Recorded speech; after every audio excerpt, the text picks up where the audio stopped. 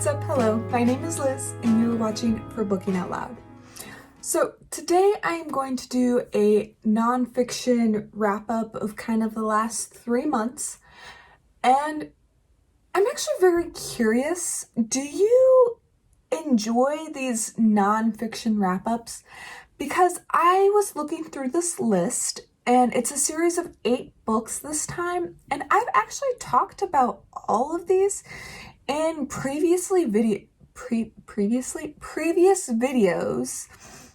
and some of them at length too. So I'm gonna do this video, and I just want to know in the comments below whether or not you'd want future videos like this and whether they're watchable to you, because I feel like I'm going to be repeating myself a lot in this video. So just let me know, I guess. And in saying that, let's go on. So I have ordered this list in ones that I most enjoyed and ones that I least enjoyed. And actually looking at this list, I did a really great job in picking my nonfiction books this quarter, I guess, because I didn't dislike any of my nonfiction books. I didn't put them down. I didn't DNF any of them. I gave all of them a 3-star or above. And so in saying that, if you just want to hear the first couple that I really, really enjoy and you want a good recommendation, just watch the first couple of books and exit off. Or if you want to see the one that I least enjoy, just skip to the end of the video. Or look in the description down below, because I always put down my list of books in my descriptions. Let's get into it. So the number 1 book that I enjoyed that was nonfiction the past 3 months is going to be My Life in France by Julia Child. I loved this book.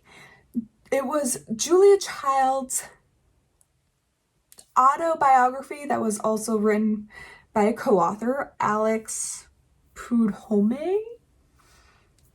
I butchered that last name. I apologize profusely.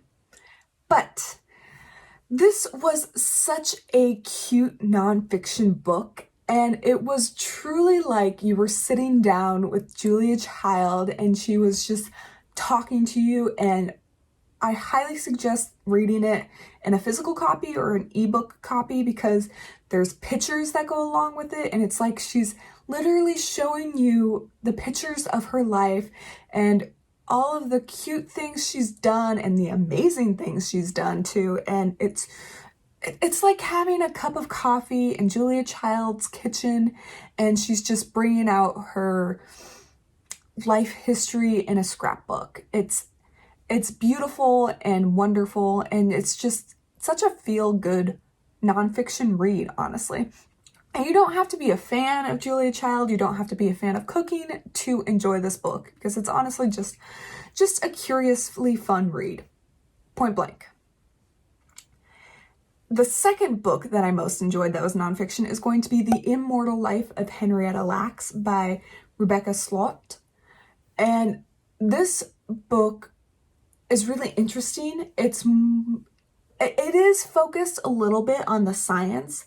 It is about the woman behind the HeLa cells. The HeLa cells, okay? Those are taken from a real life human being, and they were taken without her permission. They were taken without her consent. She went into Johns Hopkins because she was not feeling well. They found out she had cervical cancer. And during one of her operations, they took a sample of her cancer cells, and they never told her, they never warned her. She died a couple months later. They never told her family, they never warned her, and all throughout this process, over a couple of decades, scientists all over the world were using these HeLa cells to experiment, to find cures, to find vaccines, and eventually, decades later, her family found out that they've been using Henrietta Lacks's cells without consent, without warning. No one knew.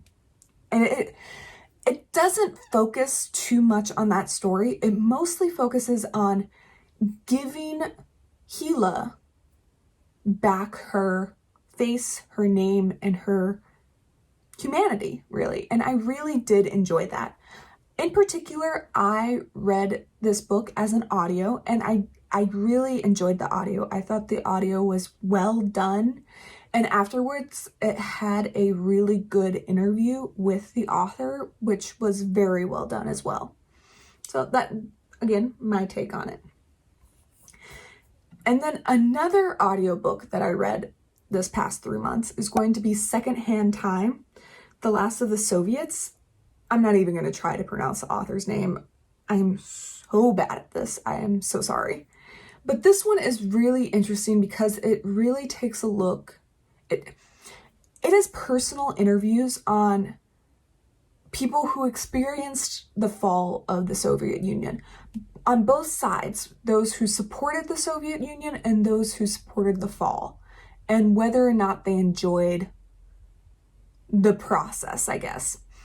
And it's not just talking about the Soviet Union and capitalism and that transition, but also just about people's lives. Like, what is your life like? What is it like now? What was it like before? And just getting these really personal interviews. And I don't know how this author did it, but people truly opened up to her. And this audio was so well done. It has a full cast. So each chapter you have this. It was extraordinary, honestly. And I enjoyed it so much. It is a very long audio. So it took me a while to get through, but it is worth it, hands down. And then I read Bad Feminist by Roxane Gay.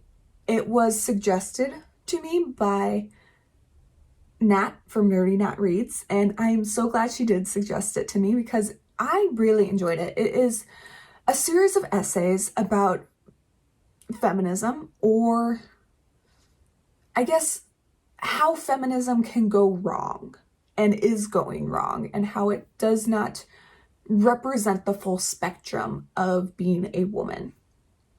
And it truly is a good read, and I really suggest it for people, even if you're not a big fan of essay nonfiction, just because each essay you really get pulled in and you really dive into each topic she goes into, whether it's sexual education or sexual assault. I mean, she has a very diverse subject material. She talks about a lot of diverse subjects, and it's a very interesting insight, to say the least, and I liked her take. Now, the next book that I did enjoy, but we're getting into the second part of it, so these are books that I enjoyed less so this quarter. We're good. But Smoke Gets in Your Eyes, and Other Lessons from the Crematory by Doughty. So this is more of an autobiography on, she's a YouTuber, but she is also a crematory. She works in a crematory. Blah, blah, blah. But this is her start. And I actually recently really dived into why I wasn't in love with it too much in my mid-month wrap-up. So if you want to look at that, it's above and below, But it's more so, I wish she had gone more in depth on the later half of her journey to work with death, I guess. But I also really liked her take on the state of our society and the death capitalist society, if you will. So there you go. And then I read Sea People by Christina Thompson, and this is about the movement of people within Polynesia, or the Pacific Islands. And I thought it was very, very interesting. There's a lot of information, and what it boils down to is really how Westerners effed up like they do in anything. But I think I enjoyed it less because I did it, or I read this book over audio. I think I would have been paying more attention to the book and really taken more in if I read it through ebook or through physical copy rather than just listening to it. But that's on me.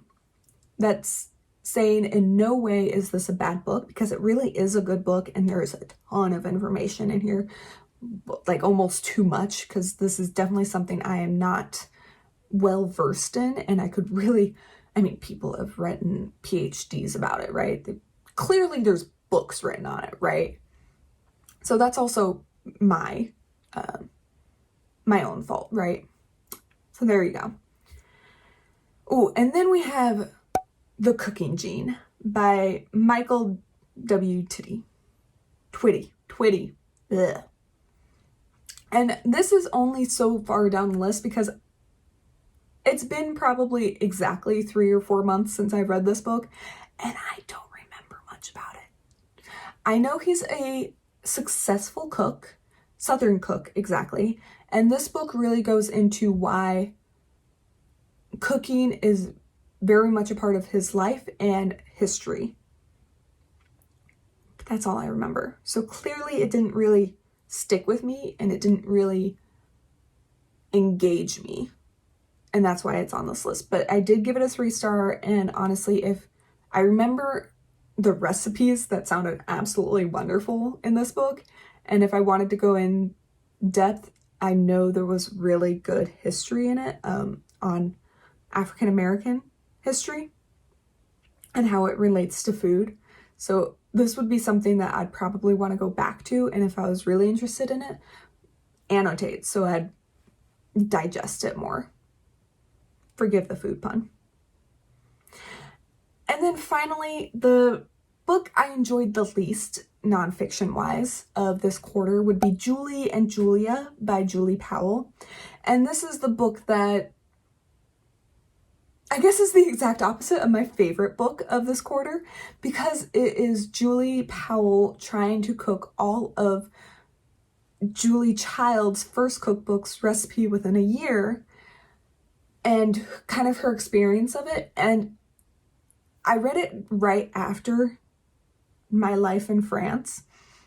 And after reading My Life in France and enjoying it so much and really experiencing Julia Child's like warm hug of a book, I could really see Julie Powell trying to emulate that, and not per se copying Julia Child, but trying to also have that warm hug, but it fell flat and just wasn't there.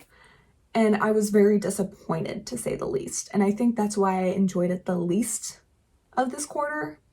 But that's not to say it's a bad book. It's a really good concept, and there's a lot of things in it that would be enjoyable. It just wasn't really the book for me.